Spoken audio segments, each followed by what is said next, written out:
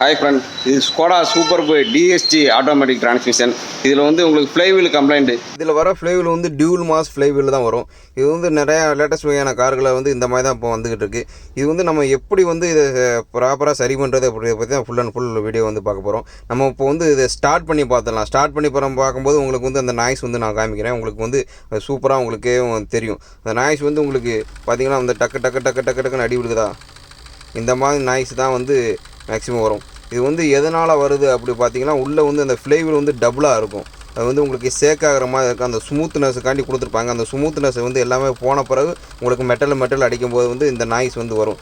இது வந்து நிறையா வகையான காரில் வருது. ஸ்கோடாவில் பார்த்தீங்கன்னா ஆக்டோவியாவில் வருது, சூப்பர்பு, அதுக்கடுத்து எட்டி, அதுக்கடுத்து வோக்ஸ் வேகன் குரூப்லேயும் நிறையா வருது. பீட்டலு, ஜெட்டா, பேசால்ட்டு, அதுக்கடுத்து டராண்டா, இந்த ஆடி ஏக்யூலையும் வருது. இந்த வண்டிக்குரிய தான். ஏன்னா இது ஃபுல் அண்ட் ஃபுல் வோக்ஸ் வேகன் குரூப்னால வந்து உங்களுக்கு இந்த ஃப்ளைவில் தான் எல்லா கார்லேயும் சூட்டபுள் ஆகும். இந்த மாதிரி நாய்ஸ் வந்துடுச்சு அப்படின்னா நீங்கள் கம்பல்சரியாக வந்து ஃப்ளைவில் மாற்றினா மட்டும்தான் சரியாகும். உங்களுக்கு வந்து இன்ஜின் சைடில் நாய்ஸ் வர மாதிரி கேட்கும். இன்ஜெக்டர் போனால் எப்படி சவுண்டு வரும், அந்த மாதிரி சவுண்டு வரும். நிறையா பேர் அந்த மாதிரி தான் நினச்சிக்குவாங்க. ஆனால் வந்து ஃப்ளைவில் சவுண்டு தான் இந்த மாதிரி. ஃப்ளைவில் சவுண்டு சரி பண்ணால் உங்களுக்கு சரியாயிடும். இது வந்து நம்ம எப்படி கலட்டுறது அப்படின்றது தான் ஃபுல்லாக பார்க்க போகிறோம்.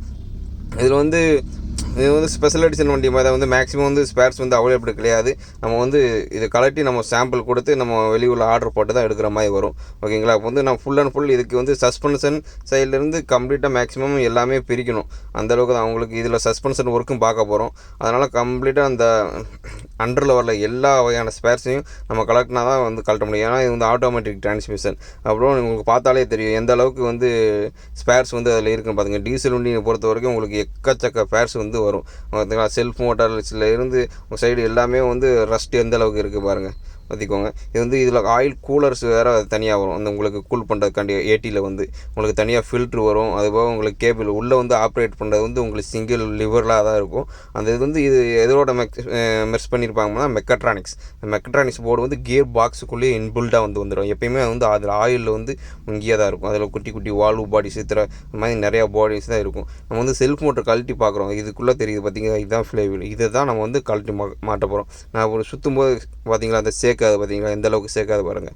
இந்த அளவுக்கு வந்து சேக் வந்து இருக்கும். ஆனால் வந்து ஒரு குறிப்பிட்ட அளவு தான் இருக்கும். அது வந்து ஸ்மூத்னஸாக இருக்கும். இது வந்து நிறையா தூரம் ட்ராவல் ஆகுது பார்த்திங்களா. டிஸ்டன்ஸ் அந்தளவுக்கு வந்து டிஸ்டன்ஸ் வந்து ட்ராவல் ஆகாது. புதுசாக இருக்குது. உங்களுக்கு வந்து கிலோமீட்டர் ரொம்ப நாள் ஓடிடுச்சு, சிட்டிக்குள்ளேயே நம்ம ஓட்டிக்கிட்டே இருக்கோம் அப்படின்றப்போ ஆட்டோமேட்டிக்காக கியர் சேஞ்ச் ஆகிட்டே இருக்கும். பார்த்திங்கன்னா சிட்டிக்குள்ளே லோவாக போவோம், ஹையாக போவோம், ரேஸ் பண்ணி போவோம் அப்படின்றப்போ இது வந்து யூஸ்வலாக வந்து வரது தான். மேக்ஸிமம் இந்த டைப் ஃப்ளைவில் எல்லாமே வந்து 1,00,000 கிலோமீட்டர்லேயும் மேக்ஸிமம் எல்லா கார்லேயும் 80,000 மேக்ஸிமம் ஸ்டார்ட் ஆகிடுது. நிறையா வண்டிகளில் போகிறதுல ஆட்டோமேட்டிக் கொடுத்துட்டாலே இந்த கம்ப்ளைண்ட் வந்து நிறையா வண்டிகளில் வந்து யூஸ்வலாக இருக்குது. இது ரெகுலராக நீங்கள் மாற்ற வேண்டியதான். இதுக்கு வந்து நம்ம சைடில் வந்து எல்லாமே வந்து பிரிக்கணும். ஃபுல் அண்ட் ஃபுல் நம்ம வீடியோவில் வந்து எப்படி பிரிக்கிறோம் மாற்றோம், அதுபோக வந்து என்னென்ன கம்ப்ளைண்ட்ஸ் வருது, இது வராமல் சரி பண்ணுறதுக்கு என்னென்ன மாதிரி டிரைவிங் பண்ணணும், அது எல்லாமே நம்ம சொல்ல போகிறோம். அதாவது மேக்ஸிமம் வந்து நம்ம இதில் பார்த்தீங்கன்னா தெரியும் இந்த கியர் பாக்ஸு. இது வந்து இந்த ஆடி குரூப்பு, வோல்க்ஸ் வேகன் எல்லா வகையான காரில் வந்து ஒரே மாதிரி மேக்ஸிமம் ஆட்டோமேட்டிக்னால் ரேண்டமாக இந்த டிஎஸ்ஜி கியர் பாக்ஸ் அப்படி வந்துருச்சா வந்து ரேண்டமாக எல்லா கார்களுக்கும் ஒரே மாதிரி தான் வந்து அவங்க குரூப்பில் வந்து கொடுத்துருப்பாங்க. நம்ம வந்து அண்டர் சேஸில் வந்து சஸ்பென்ஷன், நக்கிள், அது போக வந்து டிரைவ் சாஃப்ட்டு எல்லாமே வந்து கலட்டி எடுக்கணும். கலட்டி எடுத்துகிட்டு சர்ஃப் ஃப்ரேம் வந்து ஸ்டேரிங் பாக்ஸ் அசம்பிளியோட வந்து வித் மோட்டரோட இபிஎஸ் மோட்டரோட வந்துடும். இந்த அசம்பிளியை நம்ம கலட்டி எடுத்தால் தான் கியர் பாக்ஸ் வந்து நம்ம கீழே வந்து ஈஸியாக எடுத்து நம்ம வந்து சரி பண்ண முடியும். இப்போ வந்து நம்ம ஃபுல்லாக வந்து கியர் பாக்ஸ் வந்து கீழே வந்து இறக்கிட்டோம். இதுதான் வந்து ஆட்டோமேட்டிக் டிரான்ஸ்மிஷன். இது வந்து ஆயில் லைன் எல்லாமே இருக்கும், வாட்டர் லைன் எல்லாமே வந்து நம்ம கலட்டி விட்டுணும். நம்ம பார்க்குறோம் பார்த்திங்கன்னா இந்த ஃப்ளைவில், இந்த கேப்பில் பார்த்திங்களா இந்த ஃப்ளைவில் தான் நம்மளுக்கு வந்து போயிருக்கு. இந்த ஃப்ளைவில் சேக் பார்த்திங்களா ஓரளவுக்கு இல்லாமல் வந்து அதிகப்படியானது. இதை நம்ம கழட்டி நம்ம புதுசுக்கும் இதுக்கு வந்து கம்பேரிசன் பண்ணி பார்க்கலாம். ஓகேங்களா? இது கலட்டுறதுக்கு எல்லாமே வந்து ஸ்பெஷல் டூல்ஸ் தான் கொடுத்துருப்பாங்க.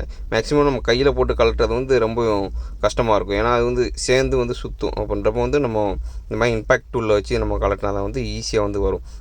இப்போ வந்து நம்ம ஃப்ளைவில் வந்து கலட்டி எடுத்தாச்சு. இது வந்து எப்படி கியர் பாக்ஸில் வந்து ஃபிட் பண்ணி இருக்கும் அப்படின்றத வந்து நம்ம இப்போ பார்க்க போகிறோம். இந்த மாதிரி தான் வந்து அசம்பிள் வந்து அதில் வந்து ஃபிட் பண்ணியிருக்கும். ஓகேங்களா? நம்ம வந்து இப்போ மாட்டி காமிச்சிருக்கோம். அந்த ஸ்ப்ளைன்ஸ் வந்து அதில் உள்ளே வந்து உட்காந்துருக்கும். இது இன்னொரு சைடு வந்து கிராங்கில் வந்து உங்களுக்கு ஃபிக்ஸட் போல்ட்டு போட்டு டைட் பண்ணியிருப்போம். நம்ம கழட்டி எடுத்துருப்போம் பார்த்திங்களா. இப்போ வந்து நம்ம புதுசாக ஆர்டர் பண்ணி எடுத்தாச்சு. ஒரிஜினல் வந்து லுக்கு கம்பெனி பிராண்ட்லேயும் லுக்கு தான் வரும். நம்ம வந்து இது இம்போர்ட்டட் லுக்கு. ஓகேங்களா? ரெண்டும் சேம் குவாலிட்டி தான், எந்த வகையான இது கிடையாது. பார்ட் நம்பர் எல்லாமே ஒன்றா தான் நம்மளுக்கு வரும். இதுதான் புதுசு, இது வந்து பழசு. இதுக்கு ரெண்டுக்குமே வந்து என்ன டிஃப்ரெண்ட்டு அப்படின்னு பார்த்தீங்கன்னா உங்களுக்கு மைனூட்டாக தான் தெரியும். சரிங்களா. அந்த நாய்ஸ் உங்களுக்கு எல்லாமே முடித்து பக்காவாக ஸ்டார்ட் பண்ணி பார்க்கும்போது தான் உங்களுக்கு அதில் ஃபஸ்ட்டில் இருந்த நாய்ஸு இப்போ இருக்கிற நாய்ஸ் வந்து உங்களுக்கு ஈஸியாக வந்து தெரியும். இந்த ஃப்ளைவில் பார்த்தீங்களா, இந்த ட்ராவல் டிஸ்டன்ஸ் பார்த்தீங்களா எந்த அளவுக்கு வந்து முன்னாடி பின்னாடி வந்து போகுதுன்னு. இதுக்கு வந்து ஆக்சுவலி உள்ளே வந்து ஸ்ப்ரிங்கு டைப்பில் தான் வந்து உங்களுக்கு கொடுத்துருப்பாங்க. அதாவது ரொம்ப மூவ்மெண்ட் ஆகும்போது வந்து எதுக்கு கொடுத்துருக்காங்கன்னா, நம்ம டக்குனா ஓவர் ஆர்பிஎம் கொடுக்குறோம், அதுக்கேற்ற மாதிரி சடனாக வந்து அதுக்கேற்ற மாதிரி கியர் பாக்ஸ் வந்து ரெஸ்பான்ஸ் பண்ண முடியாது.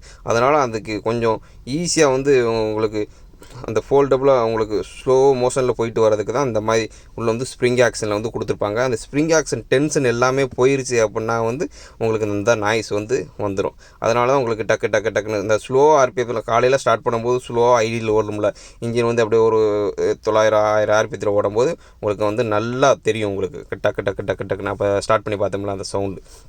இப்போ வந்து நம்ம ஃபுல் அண்ட் ஃபுல் ஃபிட்டிங் தான் எடுத்து பார்க்க போகிறோம். இது ஃபிட் பண்ணுறது அப்படி தான். நம்ம வந்து கையில் டார்க் அடிக்கிறத விட வந்து மிஷினில் டார்க் அடிக்கிறது தான் வந்து உங்களுக்கு அக்யூரேட்டாக வந்து டார்க் அடிக்க முடியும். ஏன் அப்படின்னா ஃப்ளைவில் பிடிச்சிக்கிட்டு இந்த இதில் வந்து அடிக்க முடியாது. அதனால் வந்து நம்ம மிஷினில் தான் ஃபுல் வந்து அடிக்கிறோம். அதுக்கடுத்து ஒவ்வொன்றும் எல்லாமே ஃபிட்டிங் தான். அதுக்கடுத்து பெட்டு, இது வந்து கியர் பாக்ஸ் மவுண்டிங் பெட்டு. உங்களுக்கு வந்து ஏ மவுண்டிங், இது வந்து பி மவுண்டிங் சொல்லுவோம். கியர் பாக்ஸ் சைடில் வந்து லெஃப்ட் சைடில் வர பெட்டு எல்லாமே எல்லா கார்லையும், இந்த கார் கிடையாது, எந்த வகையான கார்லையும் வந்து இது வந்து பி மவுண்டிங் பெட்டு அப்படின்னு சொல்லுவாங்க. அப்போது நம்ம சஸ்பென்ஷன் ஒர்க்கும் இதில் பார்க்குறோம். அதனால் கீழே வச்சு நம்ம மேக்ஸிமம் சஸ்பென்ஷன் எல்லாமே கீழே வச்சே மாட்டிடலாம். இது வந்து லோயர் ஆர்ம்.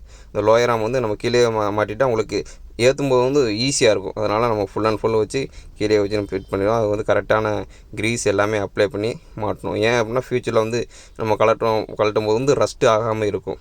அதனால் அது போக இன்னொன்று வந்து டைட் வந்து நல்லா ஆகும் ப்ராப்பராக. என்ன தான் மிஷினில் டைட் வச்சாலும் இந்த சஸ்பென்ஷன் சைடு வந்துருச்சு அப்படின்னா நம்மளுக்கு மேனுவலாக செக் பண்ணுறது தான் ரொம்ப நல்லது. ஓகேங்களா. அதனால் நம்ம மேனுவலாக ஃபுல் அண்ட் ஃபுல் எவ்வளோ லோட் மேக்ஸிமம் நம்மளுக்கு வந்து தெரியும். இந்த ஒர்க்கு பார்த்துட்டு இருக்கிறனால எந்த அளவுக்கு லோடு கொடுக்கணும் அப்படின்ட்டு நம்மளுக்கு தெரியும். அதனால் வந்து நல்லா லிவரேஜ் போட்டு நம்ம ஃபுல் லோட் பண்ணிவிட்டு அதுக்கடுத்து நம்ம வந்து இப்போது அந்த லோயராக உள்ள செட்டு அப்படியே பாரை வந்து அப்படியே ஃபுல்லாக ஏற்றி நம்ம மாட்டோம். இதில் தான் வந்து உங்களுக்கு கியர் பாக்ஸரோட பேக் சைடு மவுண்டிங், அதாவது கியர் பாக்ஸும் இன்ஜினும் ஜாயிண்ட் ஆகுது பார்த்தீங்களா, அந்த இடத்துல வந்து ரியர் மவுண்டிங், அதுதான் சி மவுண்டிங் அப்படின்னு சொல்லுவோம். அந்த சி மவுண்டிங் பெட்டு வந்து இது தான் உட்காந்துருக்கும். அதாவது எல்லா காரணம் இந்த மாதிரி பிரித்து எடுக்கிற மாதிரி டைப்பில் எல்லாத்துலேயும் ஸ்டேரிங் பாக்ஸ் அசம்பிளியும் இது மேலே தான் வந்து உட்காந்துருக்கும். ஓகேங்களா. அதனால் வந்து இது ரொம்ப முக்கியமான உண்டு. ரஸ்ட் ஏறுது, நிறையா வண்டியில் ரஸ்ட் ஆகுது, இந்த இடத்துல தான் நிறைய ரஸ்ட் ஆகும். ஏன்னா ஏசி வாட்டர் வந்து கரெக்டாக அந்த இடத்துல ட்ராப் ஆகிறத மாதிரி இருக்கும். இப்போ எல்லா வகையான ஒர்க்கு நம்ம கம்ப்ளீட் பண்ணி முடிச்சாச்சு. ஓகேங்களா. அடுத்து தான் வந்து நம்ம வந்து டெஸ்ட் ட்ரைவ் பண்ணி தான் பார்க்க போகிறோம். நம்ம வந்து இப்போது இன்ஜின் ஸ்டார்ட் பண்ணிடுவோம். இன்ஜின் ஸ்டார்ட் பண்ணதுமே உங்களுக்கு அந்த ஸ்மூத்னஸ் வந்து நல்லா தெரியுது. அப்போ அதை கேட்ட சவுண்டுக்கு இப்போ இன்ஜின் நாய்ஸ்க்கும் ரொம்ப டோட்டலாக வந்து சேஞ்ச் ஆகுது. ஓகேங்களா. மேக்ஸிமம் போகிற லேட்டஸ்ட் காரில் எல்லா வகையான கார்லேயும் இந்த மாதிரி ஃப்ளைவில் தான் கொடுக்க ஆரம்பிச்சிட்டேன். ஆட்டோமேட்டிக் டிரான்ஸ்மிஷன் மட்டும் கிடையாது, மேனுவல் டிரான்ஸ்மிஷன் நிறையா கார்லேயும் கொடுக்காங்க. இந்த XUV கார்லேயும் TUV 300 நிறையா காரில் மஹிந்திரா சைட்லேயும் நிறையா கொடுக்க ஆரம்பிச்சிட்டாங்க. அது டாட்டாலையும் ஆரியா இந்த மாதிரி கார்லேயும் நிறைய கார்லேயும் கொடுக்க ஆரம்பிச்சிட்டாங்க. அதனால் நாய்ஸ் வந்து உங்களுக்கு கம்மியான ஸ்டார்டிங்கில் ஒரு மாதிரியாக இருக்கும். அதுக்கடுத்து நீங்கள் கொஞ்சம் ஹெவியாக கேட்க ஆரம்பிக்கும் போது வந்து நீங்கள் இது பார்த்துறது வந்து ரொம்ப நல்லது. அதுக்கடுத்து வந்து ஆட்டோமேட்டிக் டிரான்ஸ்மிஷனும் இதனால் வந்து அஃபெக்ட் ஆகிறதுக்கு வாய்ப்புகள் நிறையா இருக்குது. ஏன்னா வந்து அடிச்சு ஓடும்போது அந்த ப்ளே நிறைய ஆகும். அப்புறம் உங்களுக்கு கரெக்டான அந்த ஸ்பீடு வந்து உங்களுக்கு மேனுவல் டிரான்ஸ்மிஷனாக இருந்தாலும் ஆட்டோமேட்டிக் டிரான்ஸ்மிஷனாக அந்த சாஃப்ட் மூலியமாக போய் சேராது. அதனால் இந்த மாதிரி இஷ்யூ இருந்துச்சுன்னா வேகமாக பார்க்குறது ரொம்ப நல்லது. இப்போ வந்து இந்த வண்டியில் எல்லா வகையான வேலைகளும் முடிஞ்சிருச்சு. கம்ப்ளைண்ட் அரெஸ்ட் ஆகிடுச்சு. உங்களுக்கு இந்த ஃப்ளைவில் எல்லாமே மாற்றி முடிச்சிட்டோம். ஓகேங்களா. வீடியோ பிடிச்சிங்கன்னா லைக் பண்ணுங்கள், கமெண்ட் பண்ணுங்கள், ஃப்ரெண்ட்ஸு சொந்தக்காரங்களுக்கு ஷேர் பண்ணுங்கள். மறக்காமல் நம்ம சேனலையும் சப்ஸ்கிரைப் பண்ணிக்கோங்க. ஓகே, பாய்.